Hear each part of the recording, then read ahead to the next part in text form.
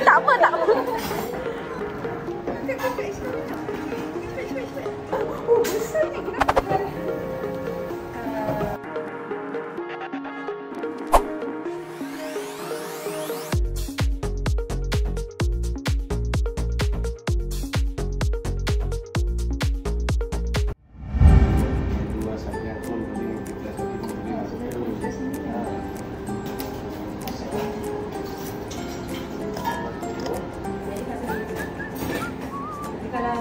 Kalau tak kodok semua kan, dia lambat naik, tambah lagi minyak sikit. Cara tengah pakai elektrik. Minyak dia tu dah letak minyak. Tujuh satu dulu. Okay, letak hotdog dulu. Lepas tu letak telur. Bagi kacang-kacang sikit. Okey, nak dia. Tak ada. Letak hotdog. Letak telur. Cepat kakak, cepat kakak. Okey, kacang-kacang sikit juga. Kacang-kacang bagi dia salut tepi-tepi. Ah, gitu. Betul-betul kakak. Ini tak ada. Tak apa, tak apa. Okey, apa dia tak tangan ni tak ada. Cuba.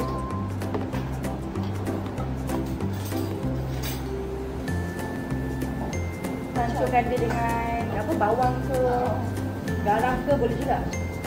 Tapi dia akan full kuning lah. Dia salut dengan kuning. Kalau yang ni nanti dia ada dua warna, putih dengan kuning. Sebab kita nak hancurkan. Ais pula. Saya standard punya. Atau Cepat kakak ni. dia. Kalau ni kan, dia naik sampai dia dah stop baru dia tarik. Sampai dia dah stop boleh tarik. Jadilah. Betul. Wait, kakak. Kita dia keluar sedikit. Alamak, kita start. Okey. Kakak. Oh. Angkat sama. Angkat tinggi. Dia angkat atas ni. Angkat atas jangan kiri. Kalau dia sengit, takut dia tercabut. Ataupun telur dia tertinggal dalam tu. Creep machine tu berapa? Creep machine. Esok dia creep machine. Ice cream cone machine. Okey, tarik ke atas. Tarik. Tarik ke atas. Tarik ke atas. Tarik ke atas. Dia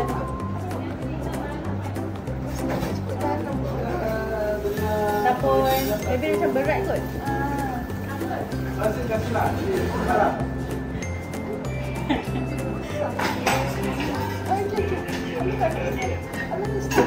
Akan dapat ni 10.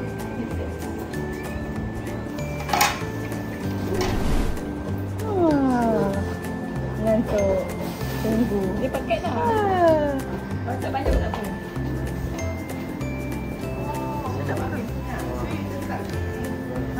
Kita variasikan dia, Mira. Ini kita letak topping bonito.